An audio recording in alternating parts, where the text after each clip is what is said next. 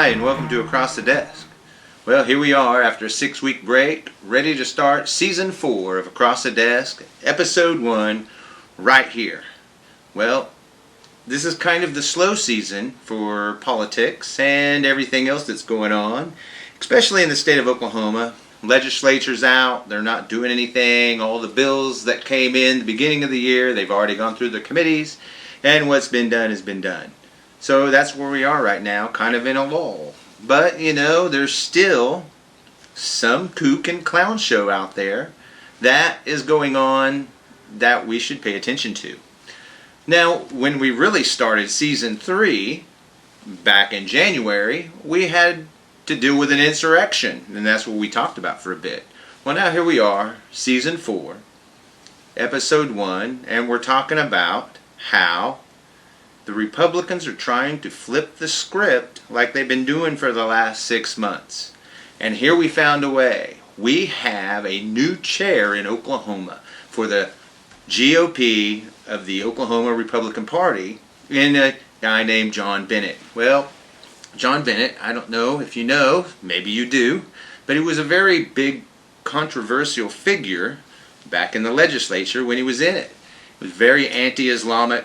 One of the things he did, made big national news, was on CNN, was about his questionnaire he gave to students that were Muslims about, do you beat your wife? And all this other crazy stuff he wanted to ask them about. But he wasn't in his office, so he didn't care. And this is what we got. The other things that he said are very outlandish and scary was the fact that he has called for the execution of Democratic leadership in the past. And that is kind of a concern to most people. I would hope that this guy has these feelings and these convictions in himself, and now he's running a state party through all that. And it even gets better because of this guy's kind of out there loopiness. He's kind of gone off a little bit outside the box of the norm of what a chair party would do, and has actually endorsed campaigns. So here we are, a funny situation, because usually when you're a chair of your party, you want unity. You don't want division. You don't want to drive a wedge. But that's exactly what John Bennett's doing, because he's out there campaigning for a guy who's primarying Lankford because, well, Lankford wasn't just Trump enough. He didn't go through with the autocratic takeover of our government. He just couldn't do it after the failed insurrection. And that kind of upset Bennett. So now Bennett is kind of going after Lankford in a way by supporting this guy named Jackson Lamer. I'm not sure if I'm pronouncing his last name correctly, but you know, he really hasn't been out there a whole lot except in select, very religious circles campaigning. So you haven't heard a whole lot about him until now, because now we got the state chair of the Oklahoma Party endorsing the guy who's primarying Lankford, because you know what? When Lankford was up there giving his speech about how we should take these duly elected electors in our Republican way that we elected them by the state, because the Constitution says states get to choose these things, but the federal government didn't like it, so James wanted to send those back so that they could do a pressure campaign, get him to change that vote, and then they could instill Trump in there, because that's exactly what his buddies told him to do. Hey, forget the rule of law, forget the Constitution, and just find a way to keep Trump in power. You know, screw all that republic crap. We're going full autocracy. Well, you know, and James was all for it. He really was. Until the violence happened. And then after that happened, he said, you know, I can't support this. I can't support this, because if we do this, then this says that I support the violence that happened, and that's why we did it. So he couldn't support it that way. He couldn't support it in the way where there was an insurrection and violence happened. But you know what? James was fully prepared to support a soft coup by jettisoning our republic for autocracy, by keeping Trump in power, while disenfranchising tens of millions of voters from 6 to 8 states. More than willing to do that. That's what James Lankford was willing to do.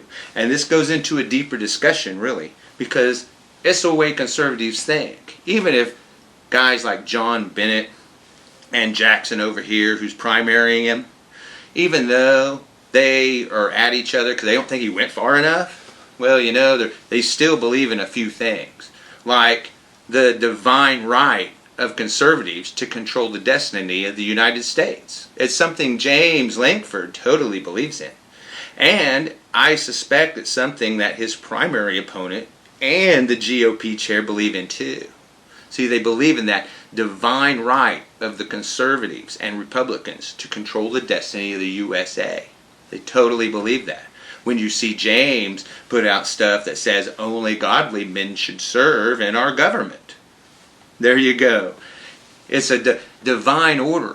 That's what it is, and that's how they see it. They see it as their divine right. This is our destiny. So if we have to jettison the republic for autocracy, that's A-OK, as long as godly men are the ones who are controlling the government. They're perfectly fine with that. They see no problems with it. And that's really the most dangerous thing about all this. That's where we are with a lot of this. And you can see it when you go to your Facebook pages and you look at the representatives. Go to Lankford's page, go to Stephanie Bice, go to Tom Cole, go to Jim Inhofe, and look at all the commenters on there who can't wait for autocracy. They can't wait for it. They can't wait to disenfranchise nearly half of the United States because you know what? Just like Jim Inhofe says, they're not citizens anyway. And that has to go into that divine right, you see? Because if you aren't of the way they are, if you don't think the way they do, then you aren't a citizen of the United States of America, much less Oklahoma. So therefore you are here illegally if that's the way you are. If you don't hold a conservative thought, if you don't say that we need Trump as our autocratic ruler, then you just aren't American enough for these people, which is just ludicrous. We all know it is. We all know that's not how it works. I'm a citizen, born and raised here in Oklahoma, born and raised, 5th generation born and raised. I have lineage that goes all the way back to before the Revolutionary War. I'm as much a citizen as anybody else. So to tell me that when I went down and checked that box for Democrat, I'm no longer a citizen, that's really what they think? It's lunacy. It's lunacy to the point of we should be alerted by it. It should be alarming that there's people out there like Bennett who call for the execution of Democratic leadership and that he's controlling a state party. That should be of concern. And that he's going to go ahead, and it is, I guess. Even Republicans are concerned, obviously. The people that are endorsing Lankford, for instance, they're flabbergasted. Well, you know, even the previous chair of the Republican Party of Oklahoma was like, this has never happened. We don't do that. It's too divisive. We're supposed to unite the party and be against Democrats. We're not supposed to be against each other. So even they are similarly alarmed. But you know what? It's who they voted for.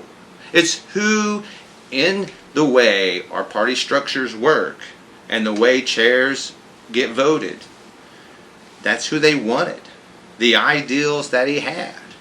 The very strong-armed, hate Muslims, hate anybody who opposes us, use the force of big government to harm those who oppose us. That's who they want. They want that. See? They feel they've lost an election. They did lose an election. Their guy got outvoted, but they won't accept that. It's not what they want. No. He's the divine one.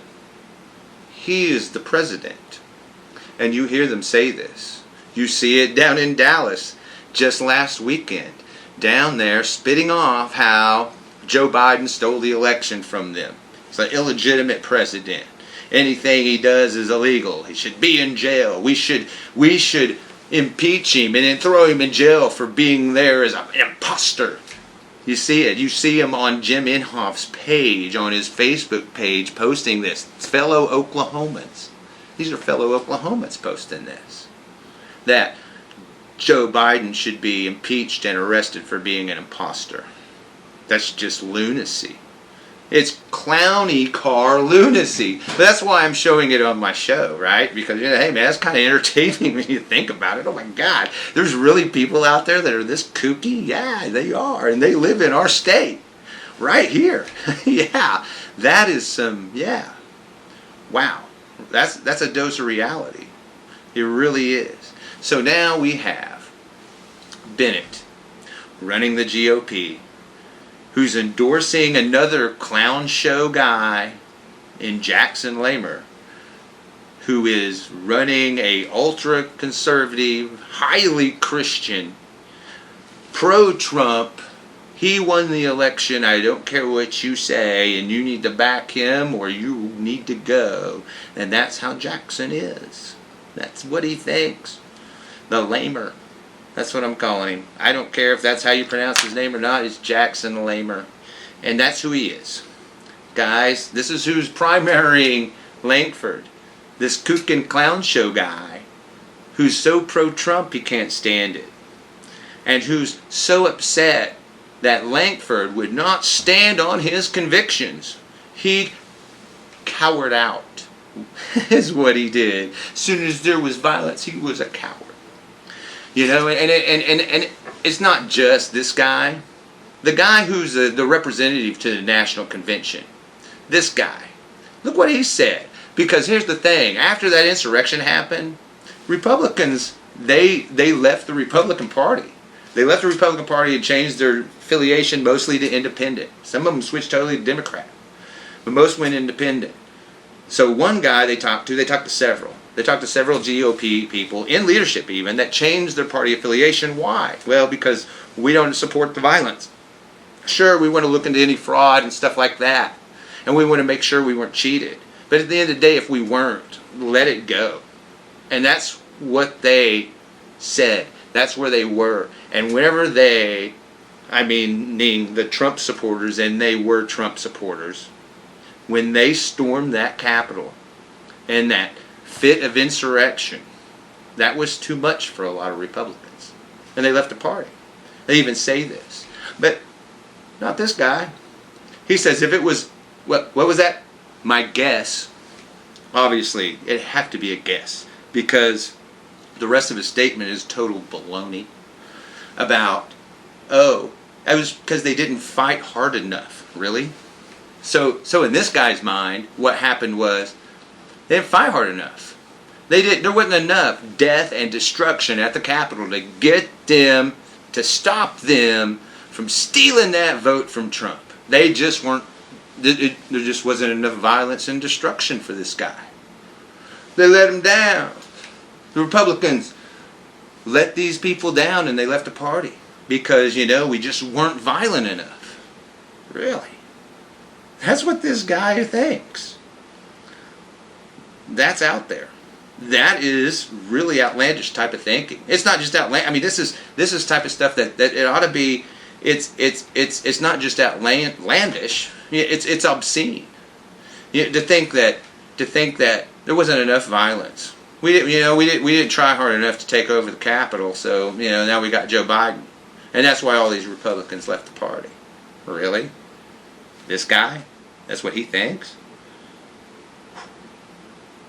And hey, this guy lives in Oklahoma. He lives among us. This is the sociopath that we have to live with. That I have to live next to. In my state that I was born and raised in, 5th generation. Well, welcome back to the show. Across the Desk with Kit Fairchild. We'll have another one for you next week.